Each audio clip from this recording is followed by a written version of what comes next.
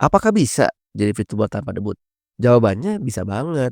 Justru sekarang makin banyak VTuber yang soft launching. Nah ini kemarin itu ada kawan saya gitu ya, menyebutkan bahwasanya ada istilah pre-debut gitu di skena VTuber. Kalau bagi saya ya memang ya orang tua ini yang keseringan hiatus kan nggak biasa ya, emang biasa budayanya adalah debut, mau enggak, yang penting debut mulai gitu kan.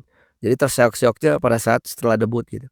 Ternyata ada istilah pre-debut di mana pre-debut itu sudah mulai duluan konten, kayak magang gitu ya, tapi ya jalan terus aja gitu hingga pada saat di mana ketika penontonnya udah ada, dianya udah aktif, udah ada kolega yang lain sama VTuber sama kreator yang lain, dia langsung debut misalkan gitu. Atau bahkan ada yang kata teman itu nggak debut-debut, maksudnya udah setahun pernah debut aja gitu. Tapi ya kalau bagi saya sih nggak apa-apa, yang penting mah sudah berkreasi itu sudah bagus daripada nggak mulai sama sekali gitu. Kalau di dunia startup ada istilahnya namanya MVP guys, minimum viable product. Kita bisa adopsi MVP ini jadi bukan minimum viable product tapi minimum viable persona. Kamu nggak perlu sempurna buat mulai, kamu cukup otentik dan konsisten. Nah ini barangkali ya, mirip dengan ya pre-debut tadi barangkali ya. Karena saya tidak mengalaminya dan belum mengamati secara seksama, mendapatkan informasi seperti itu, barangkali mereka tuh sudah membuat minimum viable persona, sudah membuat minimum viable product ya, mereka sudah debut, mereka sudah memulai konten, mereka sudah PDKT sama kreator yang lain, sudah buat konten yang lain dan sebagainya. Itu kan saya kira sudah bagus. Bahkan banyak agensi Jepang sekarang mulai testing calon talent via stream diam-diam gitu, tanpa debut formal dulu.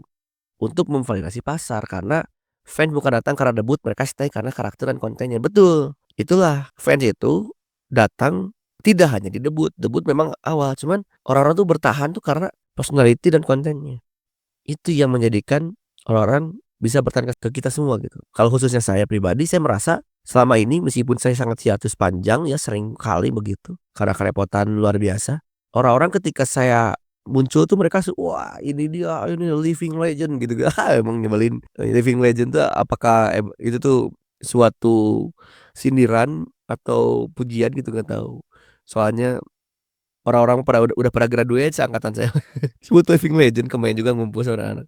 Wow, gila di Prof Haru balik lagi gitu-gitu. Balik lagi juga 6 bulan sekali gitu.